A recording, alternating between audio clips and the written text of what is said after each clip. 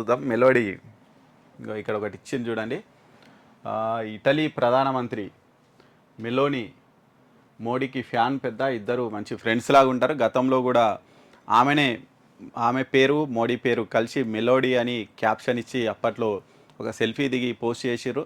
అది చాలా వైరల్ అయిపోయింది. ఇప్పుడు మళ్ళీ G7 సమ్మిట్ కోసం మోడీ ఇటలీ వెళ్ళారు.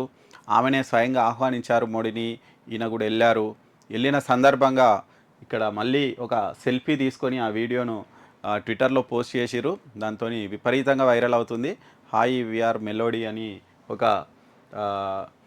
వీడియో పోస్ట్ చేసిర్రు. అదైతే విపరీతంగా వైరల్ అవుతుంది. Hi friends from melody team అంటూ సెల్ఫీ వీడియో తీసి సోషల్ మీడియాలో పోస్ట్ చేసింది.